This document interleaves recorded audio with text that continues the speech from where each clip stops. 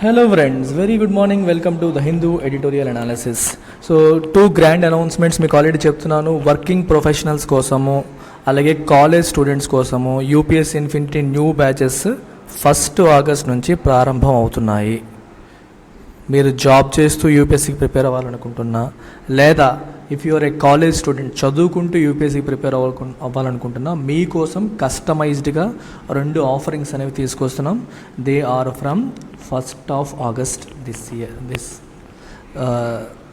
Next month 1st of August ఇంకొక 12 రోజుల్లో మీకు అది స్టార్ట్ అవుతుంది.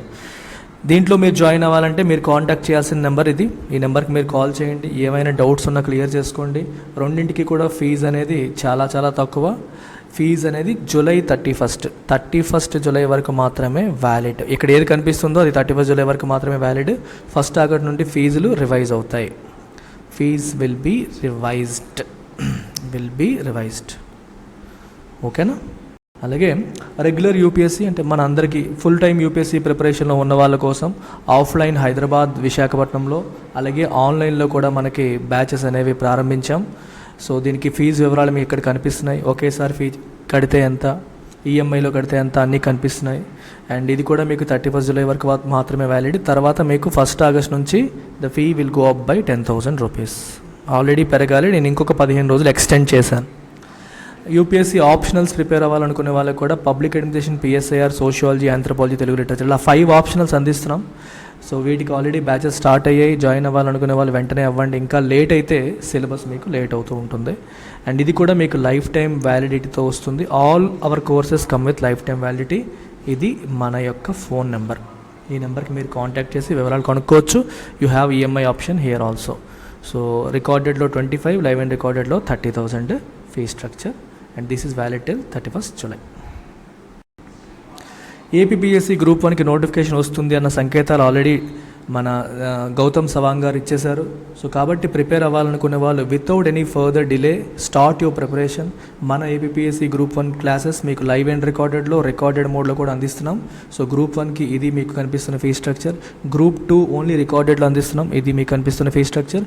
అండ్ ఏపీ ప్యాక్ అంటే AP economy, AP history, AP geography, AP bifurcation ఇవన్నీ కలిపి 4 సబ్జెక్ట్స్ కలిపి కేవలం 5,000 రూపీస్కి మీకు సెపరేట్గా ఏపీ ప్యాక్ అందిస్తున్నాం. This is suitable for UPSC. వేరే చోట కోచింగ్ తీసుకొని గ్రూప్ 1 రాయాలనుకునే వాళ్ళు ఈ ఒక ప్యాక్ తీసుకుంటే మీకు సరిపోతుంది. వేరేగా మీరు ఏమీ తీసుకోవాల్సిన పని ఉండదు. అదర్వైజ్ మిగిలిన వాళ్ళు ఇది తీసుకోవచ్చు. రేపు పొద్దున దీంతో మీరు యూపీఎస్సీకి అప్గ్రేడ్ అవ్వాలన్నా సరే ఈ ఫీజు కన్సిడర్ చేస్తాను. In future if you want upgrade to UPSC ఈ ఫీజు కన్సిడర్ అవుతుంది. రెస్ట్ ఆఫ్ ద ఫీజు కట్టి మీరు యూపీఎస్సీకి జాయిన్ అవ్వచ్చు. This fee is valid only till 31st July. Fee చాలా తక్కువ పెట్టాను. బయట 60-70,000 అలా ఉంటుంది గ్రూప్ 1కి. But we're keeping it 35,000 and again it comes with life time validity. ఇది మన ఎడిటోరియల్. ఇవాళ ఎడిటోరియల్ కథ ఏంటో ఒకసారి చూసేద్దాం. ఎడిటోరియల్ కథలోకి వెళ్ళే ముందు this editorial is about vice president's election. Vice President's election. Article 66(1) talks about Vice President's election. Article 66 is all about Vice President. అందులో ఎలక్షన్కి సంబంధించి అందులో ఫస్ట్ ఆర్టికల్ ఏం చెప్తుందంటే వైస్ ప్రెసిడెంట్ ఎలక్షన్లో ఎలక్టోరల్ కాలేజ్, ఇది చాలా చాలా ఇంపార్టెంట్. ఎవరు ఈ ఎలక్షన్లో పార్టిసిపేట్ చేయవచ్చు, ఎవరు ఓటింగ్ చేయవచ్చు అంటే all members of parliament. When I say all members of parliament, it includes both Lok Sabha and Rajya Sabha, both nominated as well as elected. President election వచ్చేసరికి only elected members of the parliament plus state legislature కూడా వస్తుంది. Vice ప్రెసిడెంట్కి వచ్చేసరికి all members of parliament, Lok Sabha and Rajya Sabha, elected and nominated ఇద్దరు కూడా మనకి దీంట్లోకి electoral కాలేజ్లో ఉంటారు. ఇది very very important. So joint sitting జరుగుతుంది. 2 హౌసెస్ ఆఫ్ ద పార్లమెంట్కి జాయింట్ సిట్టింగ్ చేసి ఒకేసారి కూర్చోబెట్టి మనకి సీక్రెట్ బ్యాలెట్ అనేది జరుపుతారు. Assembled at a joint meeting. Very very important ఇది. 11th అమెండ్మెంట్లో 11th కాన్స్టిట్యూషన్ అమెండ్మెంట్ ఏం చెప్పారమ్మా? Members of both houses of parliament assembled at a joint meeting. ఒక జాయింట్ సెషన్ పెట్టి సీక్రెట్ బ్యాలెట్ ప్రకారం ఓటింగ్ కండక్ట్ చేస్తారు. Proportional representation by single transferable vote అది system. ఇదే ప్రెసిడెంట్కి ఉన్న సిస్టమ్ ప్రకారమే దీనికి కూడా జరుగుతుందన్నమాట. So let's look at today's editorial.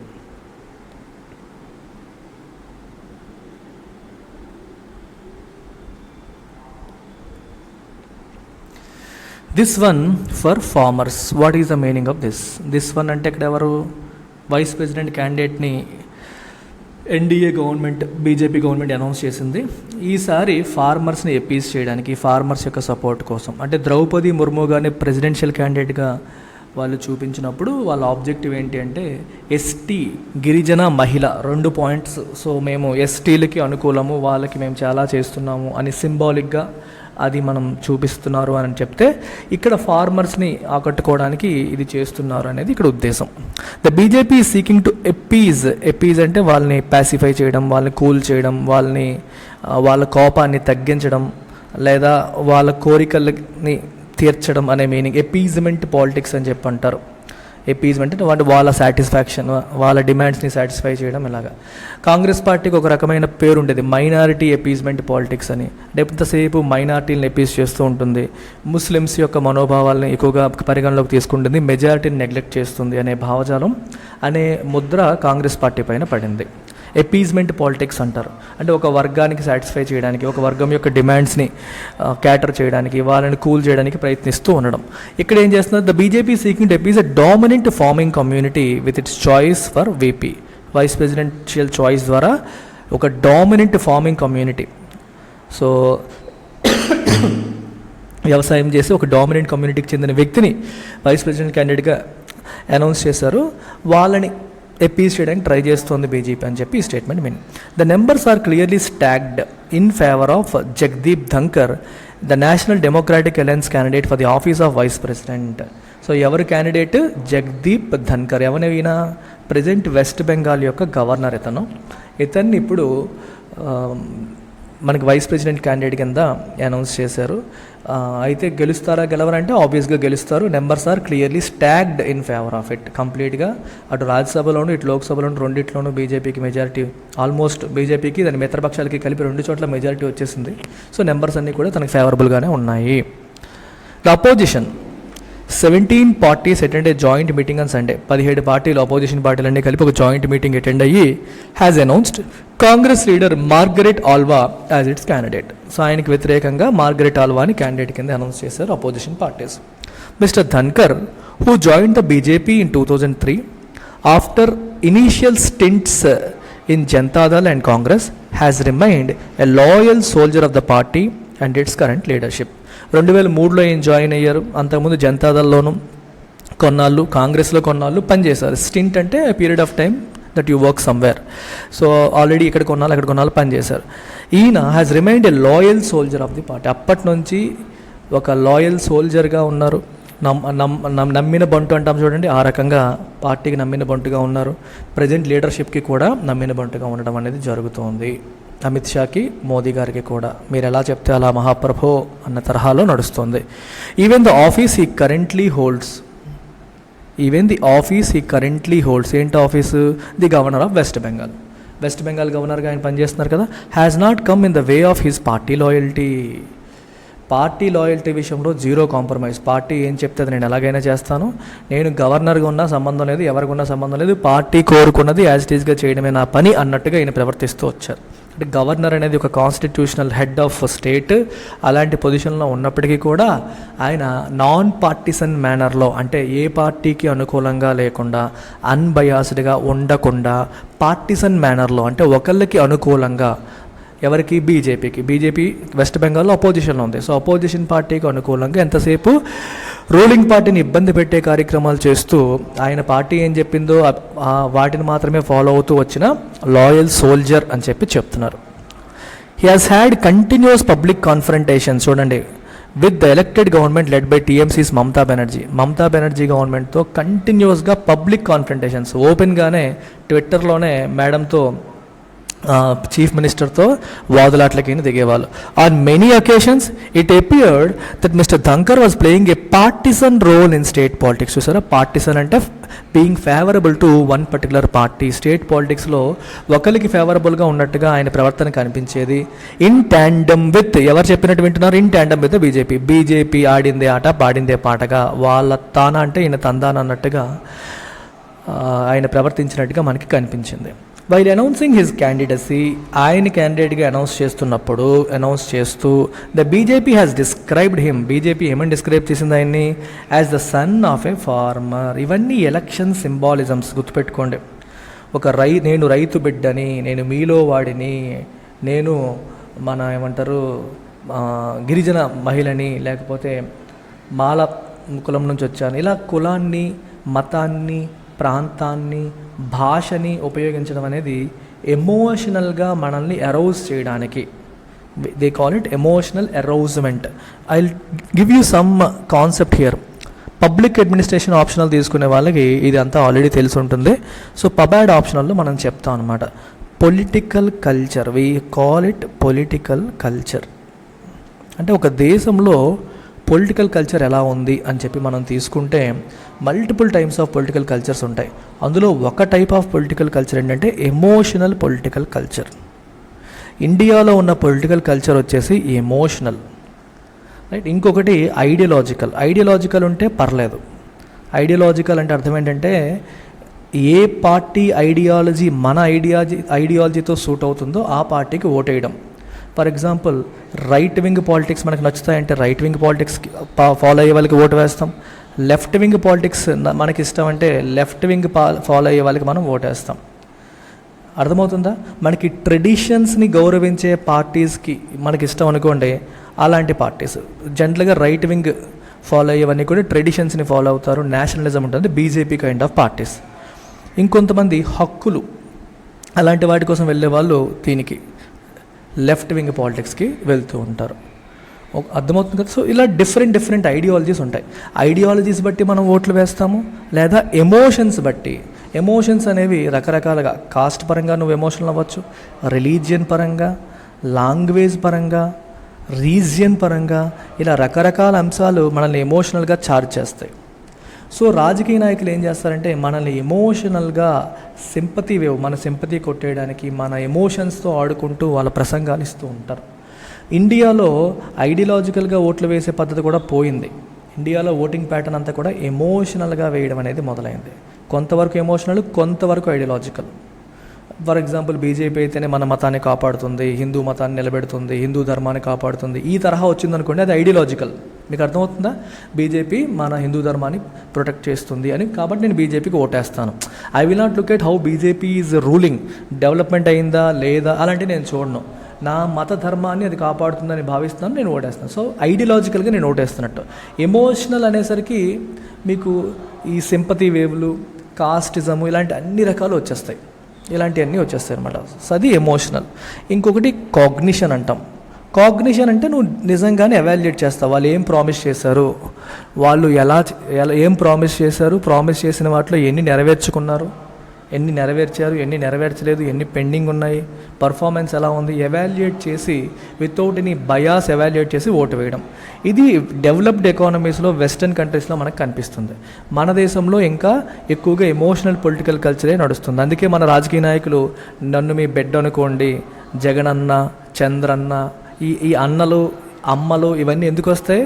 They trying to connect with voters in an emotional manner.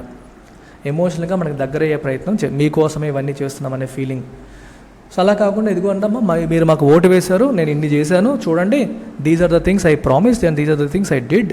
ఈ రకంగా రాష్ట్రం ముందుకు పోయింది, దేశం ముందుకు పోయింది, నన్ను గెలిపిస్తే నేను ఇంకా చాలా ముందుకు తీసుకెళ్తాను అని చెప్పి వస్తే బాగుంటుంది. అన్ఫార్చునేట్లీ అలా కాకుండా this emotional culture is being followed in India. మన ప్రజలందరూ అమాయకంగా ఉంటారు కాబట్టి. సో అందుకని ఇక్కడ వీళ్ళు ఎలా ప్రొజెక్ట్ చేశారు? The son of a farmer. Much cliched అంటే చాలా కామన్గా ఈ పదాన్ని, నేను రైతు బిడ్డని, ఈ పదం చాలా కామన్గా వాడుతూ ఉంటారు. క్లైషేడ్ అంటే something that is used quite repetitively, చాలా ఎక్కువ సార్లు ఉపయోగించేది. స్టిల్ పొటెంట్ అంటే పవర్ఫుల్. ఎక్కువ సార్లు ఉపయోగించినా అలా ప్రొజెక్ట్ చేయడం వల్ల చాలా బలం వస్తుంది. Potent labelling that politicians claim. Politicians చాలాసార్లు ఈ లేబులింగ్ని వాడతారు. నేను రైతు బిడ్డని, సో తలకి తలపాగా చుట్టేసి పంచి కట్టేసి నేను రైతు, ఆ రకమైన సింబాలిజం అనేది చూపిస్తూ ఉంటారనమాట. The claim has specific meaning in this context. ప్రస్తుత సందర్భంలో కూడా ఇలా చెప్పడం, క్లెయిమ్ అంటే చెప్పడం, అనడం అని అర్థం. ఇలా రైతు బిడ్డ, ఆయన రైతు బిడ్డ అని చెప్పడంలో ఒక మీనింగ్, ఒక కాంటెక్స్ట్ ఉంది, సందర్భం ఉంది. ఊరికే పార్టీలలో ఊరికే చెప్పవు, ఏదో కారణం లేకుండా వాళ్ళ ప్రొజెక్ట్ చేయరు. ఎందుకంటే Mr Dhankhar hails from the Jat community. Jat కమ్యూనిటీకి చెందిన వ్యక్తి. ఈ జాట్ కమ్యూనిటీ ఎక్కడుంటారు? They are predominantly land owning community. It's a dominant caste in parts of Uttar Pradesh, Haryana and Rajasthan. చూసారా, రాజస్థాన్, హర్యానా, ఉత్తరప్రదేశ్లో ఎక్కువగా ఉన్న జాట్ కమ్యూనిటీకి చెందిన వ్యక్తి. ఆ కమ్యూనిటీ వాళ్ళు ఎక్కువగా రైతులు. ఇక్కడ విచిత్రం చూస్తే 2 విషయాలు చూడండి. ద్రౌపది ముర్ము గారిని ప్రెసిడెన్షియల్ క్యాండిడేట్గా అనౌన్స్ చేసినప్పుడు మేడం యొక్క కాస్ట్ తీసుకొచ్చారు. ఎందుకంటే అది it is treated as a lower caste. జనరల్గా ఎస్టీ అనేది లోవర్ కాస్ట్, సో ఆ కాస్ట్కి మేము గౌరవిస్తున్నాం అనేసరికి అందరూ కూడా పాజిటివ్గా చూస్తారనేది అక్కడ ఉద్దేశం. ఇక్కడ ఈయన కాస్ట్ని తీసుకురాలా, కాస్ట్ పేరు ఉపయోగించలేదు. అప్పర్ కాస్ట్కి ఒక బ్రాహ్మిన్ కమ్యూనిటీ లేదా అప్పర్ కాస్ట్ కమ్యూనిటీకి, డామినెంట్ కాస్ట్ కమ్యూనిటీకి ఇచ్చారంటే దాన్ని ఎవరు అప్రిషియేట్ ఏం చేయరు. అందుకని ఇక్కడ కాస్ట్ పేరుని తీసుకురారు. ఇక్కడేం తీసుకొచ్చారు? Farmer, son of a farmer, ప్రొఫెషన్ని తీసుకొచ్చారు. రైతు అనేదాన్ని మనం అందరం గౌరవిస్తాం. మన కోసం కష్టపడతారు వాళ్ళు, మనకి వాళ్ళ కష్టంతో పండించిన పంటను మనం తింటాము అనేది మనకు ఉంటుంది. మీకు అర్థమవుతుందా? ప్రతి సందర్భాన్ని కూడా మనకి అనుకూలంగా మార్చుకోవచ్చు. ఇది బీజేపీ అనే కాదండి. హిందూలో బీజేపీకి వ్యతిరేకంగా రాస్తూ ఉంటారు, కానీ బీజేపీ కాదు, ప్రతి ఒక్క పొలిటికల్ పార్టీ ఇదే పని చేస్తుంది. మిగిలినవన్నీ అమాయకపు నంగనాచులు అనుకోవడానికి లేదు. కాంగ్రెస్ ఇలాంటివే చేసింది, అన్ని పార్టీలు ఇదే పని చేస్తాయి. అంటే మన ఇండియన్ పొలిటికల్ కల్చర్ ఎలా ఉంటుంది, పొలిటీషియన్స్ ఏ రకంగా ప్రజల్ని మభ్యపెట్టే, ప్రజల్ని ఆకర్షించే కార్యక్రమాలు చేస్తారు అని చెప్పడం కోసం ఈ పాయింట్స్ నేను హైలైట్ చేస్తున్నాను. It is not just for BJP, it is valid for every one. The community's stiff resistance was among the reasons that forced the center to withdraw 3 formulas in 2021. 2020లో 3 వ్యవసాయ చట్టాలను తీసుకొచ్చి 2021లో గవర్నమెంట్ విత్డ్రా చేసింది.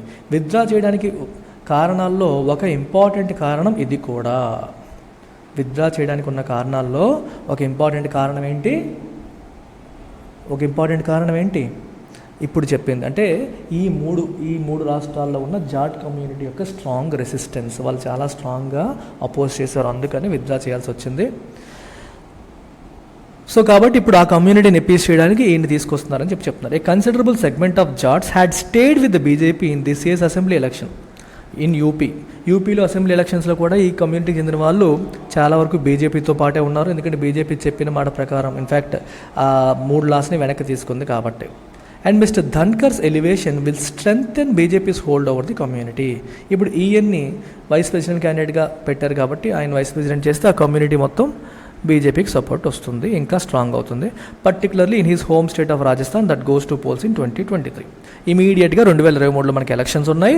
2023 రాజ్యసభ ఎలక్షన్స్లో ఆ రాష్ట్రానికి చెందిన వ్యక్తిని ఇప్పుడు పెట్టారు కాబట్టి బీజేపీకి ఒక ప్లస్ పాయింట్ అవుతుంది. For the opposition point of వ్యూలోకి వస్తే, elections to the post of vice president and vice president would have been an opportunity to advance its politics. Opposition పార్టీలు కొంచెం తెలివిగా ఆలోచిస్తే వాటి యొక్క పొలిటికల్ ఎజెండాని ముందుకు తీసుకెళ్ళడానికి ఈ 2 ఎలక్షన్స్ని ఉపయోగించుకొని ఉండాలి. కానీ ఆన్ దట్ కౌంట్, ఆ విషయంలో it seem to have done a poor job. అంత బాగా ఉపయోగించుకున్నట్టుగా అనిపించట్లేదు. Ms. Alva's entry onto the scene is unlikely to move the needle for opposition politics in any impactful manner. మేడంని ఇప్పుడు వైస్ ప్రెసిడెంట్ క్యాండిడేట్గా వాళ్ళు announce చేశారు. దానివల్ల స్పెసిఫిక్గా ఆవిడకి ఎటువంటి అపోజిషన్ పార్టీకి ఎటువంటి అడ్వాంటేజ్ కూడా రాదు. ఇంపాక్ట్ఫుల్ మేనర్లో వాళ్ళకి ఫేవరబుల్గా ఏమీ వచ్చే పరిస్థితి కనిపించట్లేదు. ఎందుకని? She like the opposition candidate for president Yashwant Sinha లాగే మేడం కూడా ఈజ్ ఏ ఫోర్స్ఫుల్ స్పీకర్ అంటే పవర్ఫుల్ స్పీకర్, అంటే బాగా మాట్లాడతారు, but does not mobilise any political constituency. కానీ గ్రౌండ్ లెవెల్లో వాళ్ళు ఏమైనా పవర్ఫుల్ లీడర్సా అంటే కాదు. మంచి స్పీకర్సే కానీ గ్రౌండ్ లెవెల్లో పెద్దగా ప్రజల్లో పట్టున్న నాయకులైతే కాదు. Okay, she comes from Karnataka.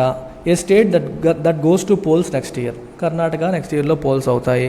But there is little that her candidacy will contribute to the Congress in the state or opposition politics in general at a national level. అయినప్పటికీ కూడా కాంగ్రెస్ పార్టీకి పెద్దగా ఉపయోగం లేదు. అటు ఇక్కడ ఉపయోగం లేదు, అపోజిషన్ పార్టీకి నేషనల్ లెవెల్లోనూ ఉపయోగం లేదు, కాంగ్రెస్ పార్టీకి కర్ణాటక రాష్ట్రంలో కూడా పెద్దగా ఉపయోగం ఉన్నట్టుగా కనిపించట్లేదు.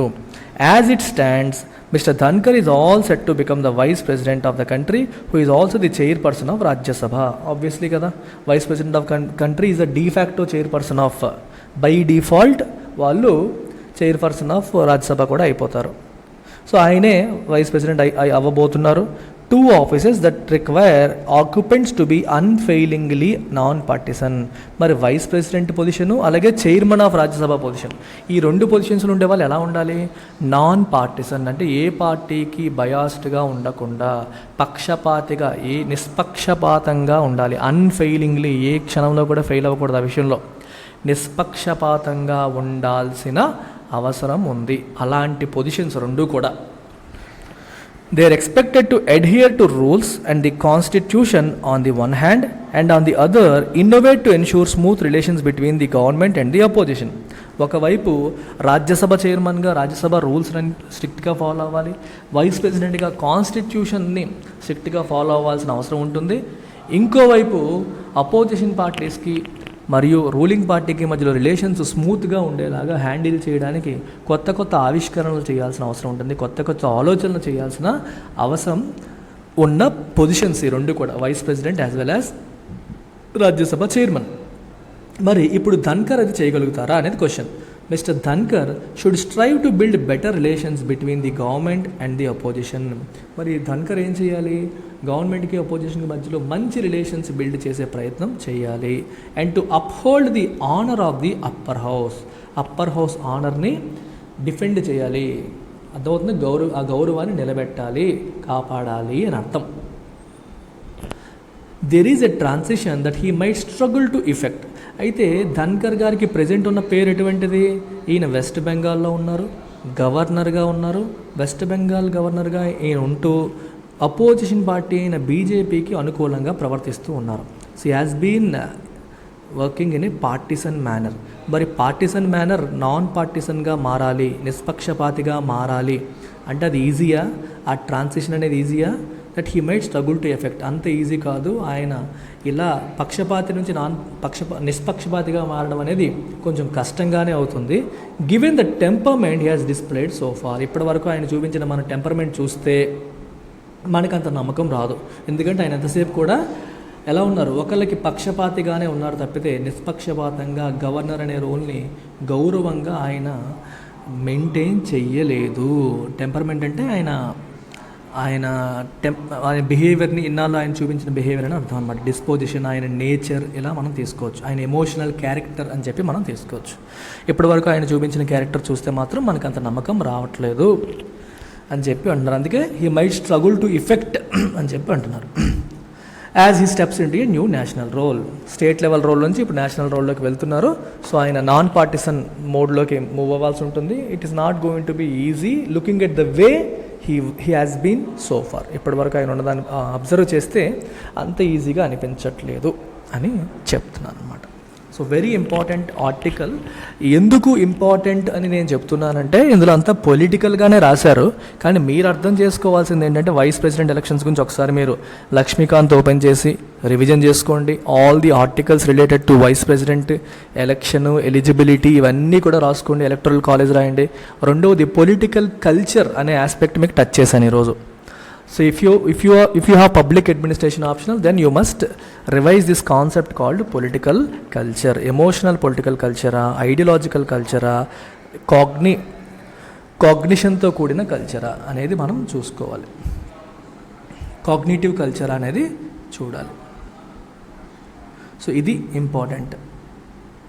ఈ రకంగా మనం సబ్జెక్ట్ని ఎడిటోరియల్తో లింక్ చేసుకోవాలి. లింక్ చేసుకుంటూ ముందుకు వెళ్ళాలి. రైట్? కాగ్నిటివ్ ఓరియంటేషనా లేకపోతే ఏంటనేది మనం చూసుకోవాలి. Take care, bye. One last thing, bank SSC segment prepare అయ్యే స్టూడెంట్స్ అందరికీ కూడా ఒక బ్లాక్ బస్టర్ ఆఫర్ అనౌన్స్ చేశాను నేను. 31 జూలై వరకు వ్యాలిడ్ ఉన్న ఆఫర్ ఇది. ఇవన్నిటికీ లైఫ్ టైం వ్యాలిడ్ ఉంటుంది. ఆల్మోస్ట్ 40-50% డిస్కౌంట్స్ కనిపిస్తున్నాయి మీకు. 2,000 రూపాయలు ఉన్నది 1,000 రూపాయలకి, 5,000 రూపాయలది 3,000కి, అన్నీ 10,000ది 5,000కి చాలా ఎక్కువ డిస్కౌంట్స్ అనేది ఇవ్వడం జరుగుతుంది. I strongly recommend this particular pack. ఈ ఒక్క ప్యాక్ మీరు తీసుకుంటే bank, SSC, railway 3 exams cover అయిపోతే 10,000 రూపీస్ ఉన్నది నేను 5,000కి అందిస్తున్నాను. సో దీంట్లో మీకు పైన ఉన్నవన్నీ వచ్చేస్తాయి. యూ గెట్ ఎవ్రీథింగ్ అనమాట. కేవలం 5,000 రూపాయలకి 3 different exams full syllabus cover అవుతుంది. 31 జూలై వరకు మాత్రమే ఇది వ్యాలిడ్ ఉంటుందమ్మా. ఇంట్రెస్ట్ ఉన్న వాళ్ళు ఈ నెంబర్ కాల్ చేయొచ్చు, లేదా మన వెబ్సైట్లో ఈ కోర్స్ పేర్లు మీరు టైప్ చేస్తే వస్తుంది. You can make payment directly on our website ltxclasses.com. Take care, bye.